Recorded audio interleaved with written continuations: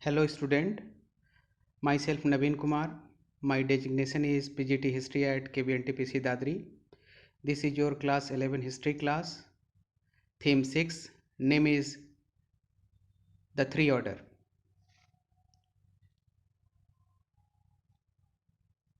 Now, here is introduction. In this chapter, we shall learn about the socio-economic and political changes which occurred in Western Europe between the 9th and 16th century. The three order, the focus on this chapter are the three social categories, that is the Christian priest, land-owning nobles and the peasant. The changing relationship between these three groups was an important factor in shaping European history for several centuries. तो यहाँ पर आपको तीन वर्गों के बारे में पढ़ना है।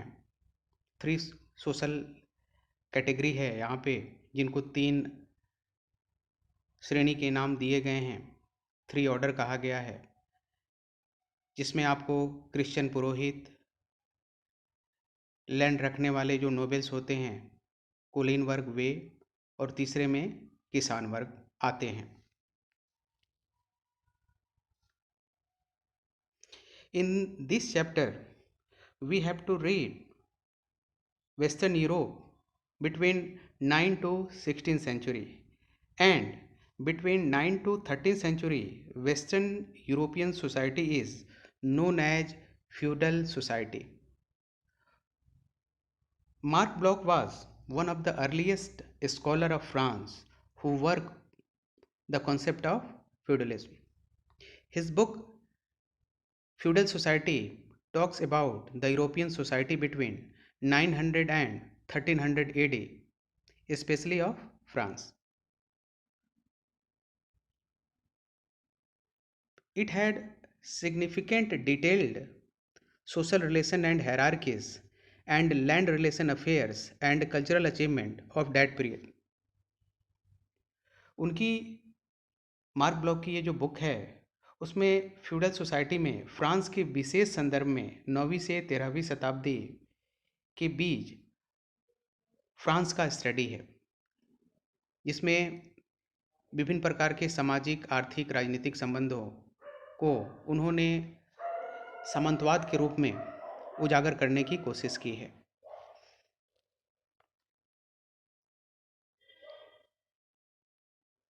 Now, here we see an introduction to feudalism. The term feudalism has been used by historians to describe the economic, legal, political, and social relationship that existed in Europe in the medieval era.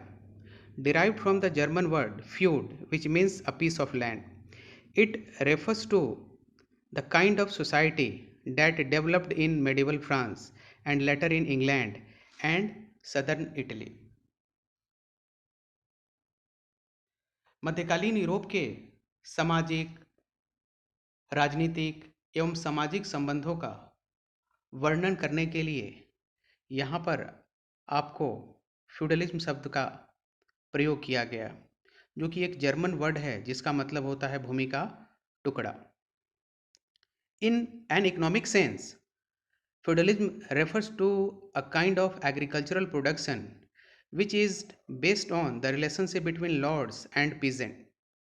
The latter cultivated their own land as well as that of the lord.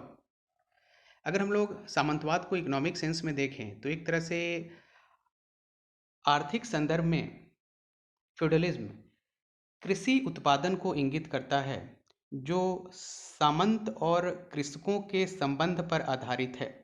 किसान अपने खेतों के साथ साथ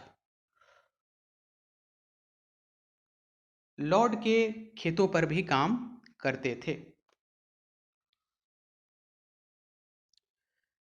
Peasant performed labor services for lord, who in exchange provided military protection. They have extensive judicial control over peasant. किसानों पर feudal Lord के judicial control भी होते थे। तो अगर हम लोग सामंतवाद को फाइनली अगर हम लोग कंसिडर करें तो जो फ्यूडलिज्म है न केवल आर्थिक बल्कि सामाजिक और राजनीतिक जीवन के पहलुओं को भी कंट्रोल करता था।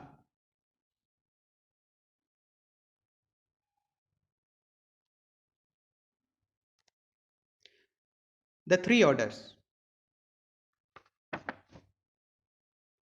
The French priests were of the view that part of the one of the three order according to their occupation.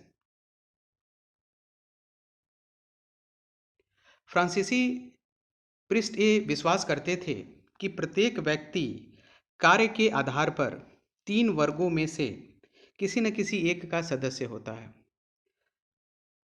A bishop quoted that here some pray, some other fight, other still work. So the three order of the society were generally the clergy, the nobility and the peasantry. तो यहाँ पर आपको जो फ्रांसीसी पृष्ठ थे उनका ये विश्वास था कि प्रत्येक व्यक्ति कार्य के आधार पर तीन वर्गों में किसी न किसी का सदस्य होता है।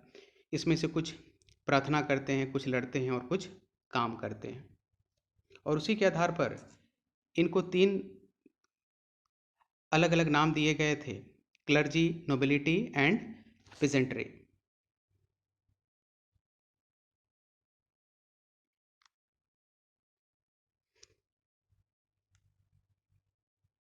The first order, the clergy.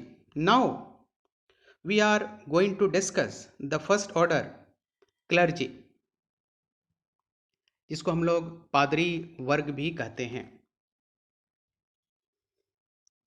The Christian in Europe were guided by bishop and cleric who constituted the first order. Europe में जो क्रिश्चियन थे वो बिशप और क्लरिक का मतलब पादरी होते हैं, उनके द्वारा गाइडेड होते थे, और इनको हम लोग क्या बोलते थे, उनसे मिलकर बना होता था, और उनको हम लोग फर्स्ट ऑर्डर इनको कहा गया। The head of the western church was the pope, he lived in Rome. इनमें वेस्टर्न चर्च के जो सबसे हेड होते थे उनको पोप कहा जाता था, जो कि रोम में रहते थे। The Catholic Church had its own law, owned land given to it by rulers, and could levy taxes. It was thus a very powerful institution which did not depend on the king.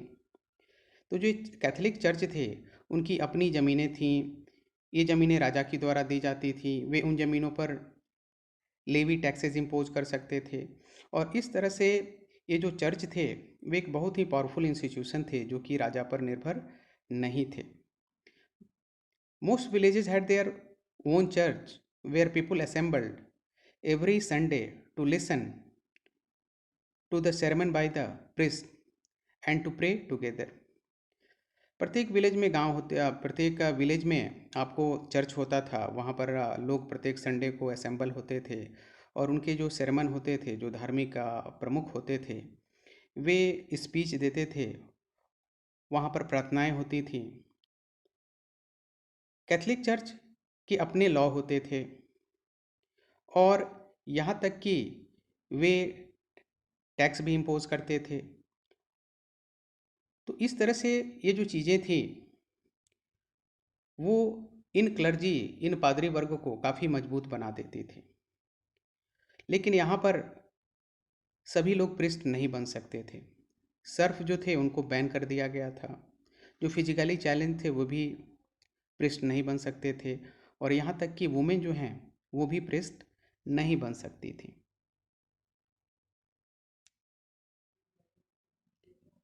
Monks and monasteries. Church से इतर, अगर church के अलावा अगर हम लोग एक और क्रिश्चियन कम्युनिटी में एक दूसरे तरह के ऑर्गेनाइजेशन भी थे जिनको मॉन्क्स, जिनको मोनेस्ट्रीज कहा गया है, और इसमें रहने वाले जो प्रिस्ट थे उनको मॉन्क्स कहा गया है। ये जो मॉन्क्स थे वे डीपली रिलीजियस पीपल थे जो कि आइसोलेटेड लाइफ जीते थे, जबकि इनके विपरीत अगर हम लोग क्लैरिक की बात करें, पादरी वर्ग की बात करें, तो वे लोगों के बीच ही शहर में और गांव में रहते थे। तो एक बहुत बड़ा अंतर था क्लैरिक, बिशप और इन मॉन्क्स के लाइफ में। ये जो मॉन्क्स थे वे रिलीजियस कम्युनिटी में रहते थे जिसको एबेज या मोनेस्ट्रीज कहा जाता था, और ये जो प्लेसेज होते थे वो ह्यूमन हैबिटेशन से काफ़ी दूर होते थे। Monks took vows to remain in the abbey for the rest of their life and to spend their time in prayer, study and manual labor like farming. ये जो monks होते थे उनको शपथ लेनी पड़ती थी कि वे अपनी पूरी की पूरी ज़िंदगी इस एबे में या मोनेस्ट्री में ही व्यतीत करेंगे। वे अपना अधिक से अधिक समय प्रेयर में, स्टडी में और मैनुअल लेबर के रूप में काम करने में व्यतीत करेंगे। यहाँ पर प्रिस्टहुड जो क्लैरिक थे, जो पादरी वर्ग थे, उनके विपरीत अगर हम लोग बात करें तो मोनेस्ट्रीज वगैरह में मेन और वुमेन दोनों ही मोंक बन सकते थे, और वुमेन जो मोंक्स होते थे उनको नन कहा जाता था। ये जो एबेस थे, ये जो मोनेस्ट्री थे, वे सिंगल सेक्स कम्युनिटी होता था। अगर हम लोग कुछ केसेस को छोड़ दें तो अधिकतर जो इस तरह के एबे होते थे वहाँ पर मेन और वुमेन जो मोंक्स और नन होते थे वे एक साथ नहीं रहते थे। ये जो मोंक्स और नन थे, like priest, monks and nun did not marry, ये शादियाँ नहीं करते थे, इनके बीच शादियाँ नहीं हो सकती थी। तो प्रिस्टहुड की तरह मोंक्स और नन की भी शादियाँ नहीं होती थी। हालांकि औरतों को प्रिस्टहुड में अलाउ नहीं था नन बनने के लिए।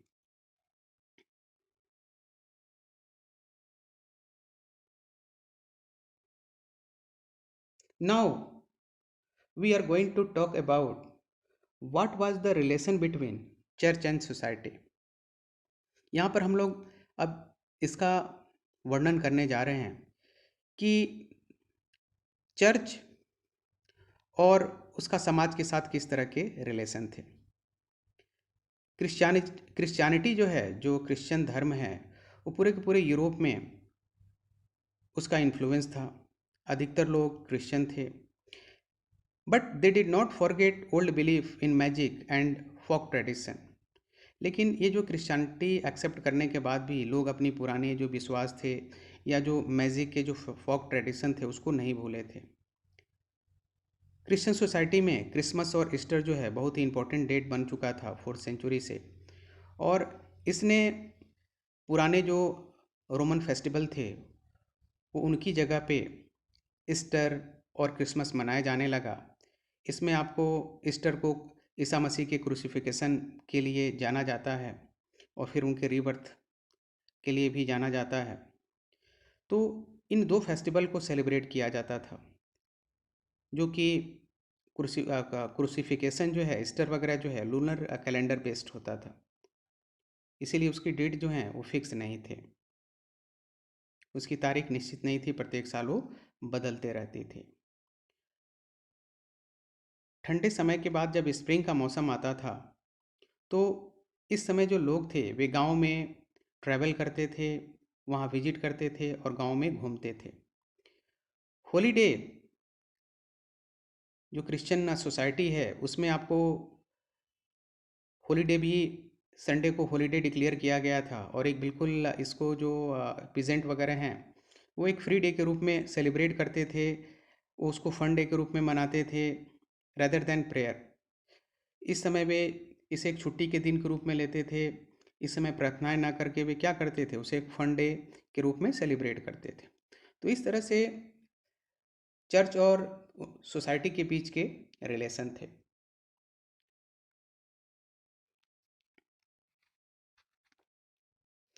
The second order, the nobility.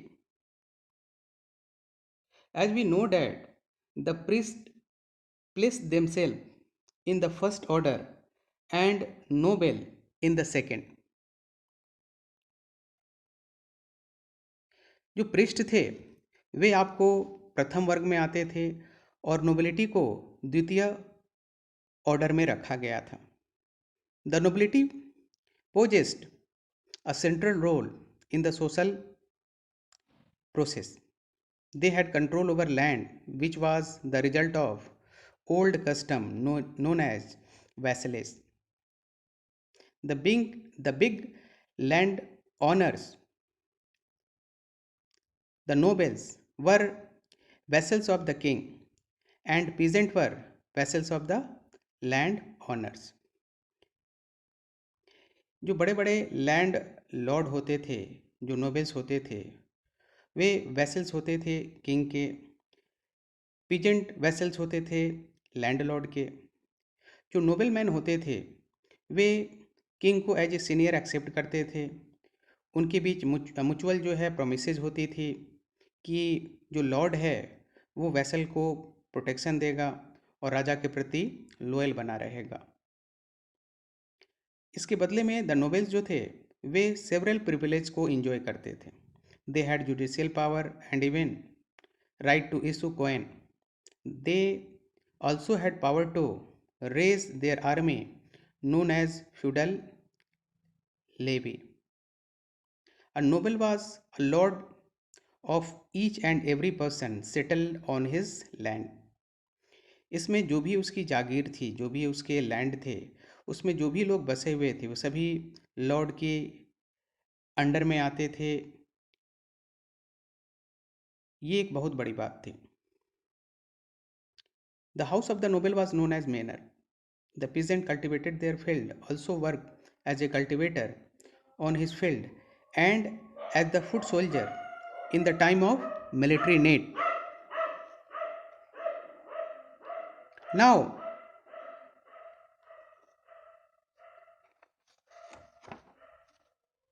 the manorial estate. What is manorial estate? Manorial estate क्या होता है?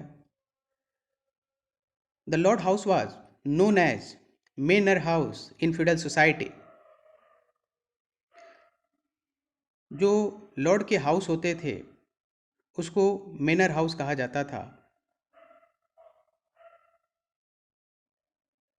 फ्यूडल सोसाइटी में, और यही मेनोरियल एस्टेट था। यही मेनोरियल एस्टेट था। He also controlled villages. Some lord control hundred of villages where peasant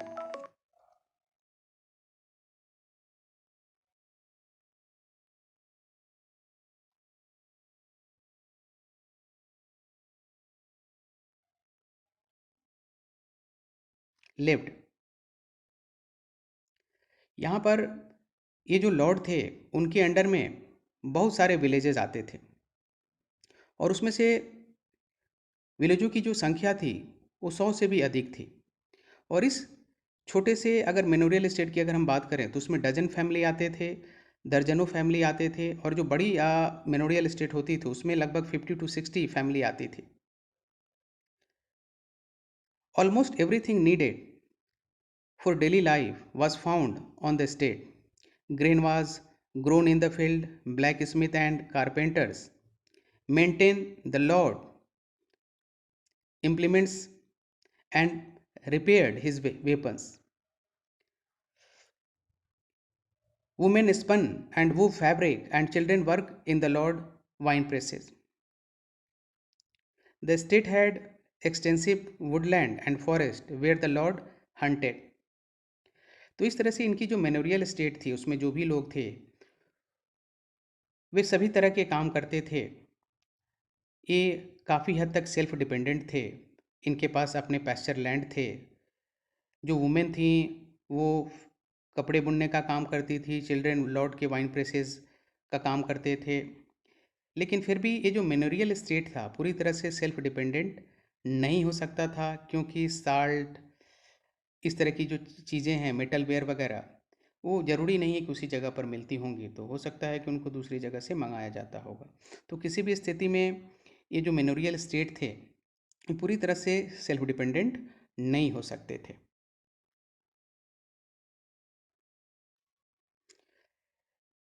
Now, in the third order,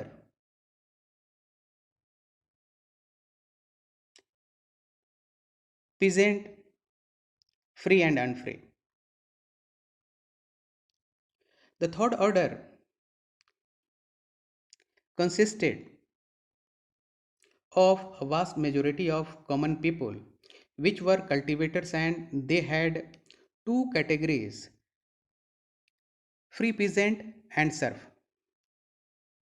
The free peasant were those who had owned land but worked as tenant of the lord. जो जो आपको free किसान होते थे, जो मुक्त किसान होते थे, वे अपनी ज़मीन पर भी काम करते थे और एज ए टेनेंट वे लॉर्ड की ज़मीन पर भी काम करते थे। तो वे एक तरह से टेनेंट ही माने जाते थे। उनको मिलिट्री सर्विसेज भी देना पड़ता था, साल में 40 डे, और यहाँ तक कि उनको लॉर्ड के फील्ड पर सप्ताह में 3 दिन काम भी करना पड़ता था। हालांकि इसकी संख्या जनरली अधिक होती थी। जो वुमेन और जो चिल्ड्रन थे, वे भी लॉर्ड के फील्ड पर काम करते थे, यानी कि किसान परिवार के जो बच्चे थे, जो महिलाएं थीं, वे भी लॉर्ड के फील्ड पर काम करती थीं। स्पिनिंग का काम करती थीं, क्लॉथ मेकिंग का काम करती थीं, कैंडल वगैरह तैयार करने का काम करती थीं, वाइन प्रेसेस वगैरह का काम करते थे। और ये जो फ्री पीजेंट थे had to pay a tax tally to king from which clergy and nobles were exempted. इनको एक टैक्स भी देना पड़ता था, टैली नामक, जिससे क्लर्जी और नोबल्समैन फ्री थे, वो टैक्स नहीं देते थे। सर्फ जो कि दूसरी कैटेगरीज थी थर्ड ऑर्डर में, जो कि अनफ्री थे, cultivated plot of land but these belong to the lord. Much of the product from this had to be given to the lord. इसमें से अधिकतर जो उनके द्वारा उत्पादन किया जाता था वो सब डायरेक्टली लॉर्ड को जाता था।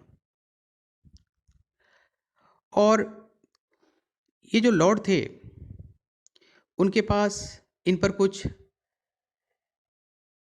जुडिशियल पॉलिटिकल पावर भी थे। They receive no wages and could not leave the state without the lord permission. ये जो सर्व थे, वे बिना लॉर्ड के परमिशन के अपने स्टेट को छोड़कर नहीं जा सकते थे। यहाँ तक कि लॉर्ड उनकी शादी और इस तरह की जो उनकी एक्टिविटी है उसको भी कंट्रोल करते थे। तो इस तरह से थर्ड जो ऑर्डर था, उसमें जो पीजेंट और जो फ्री एंड अनफ्री, इसमें जो सर्फ हैं उनके कंडीशन बहुत ही अच्छे नहीं थे।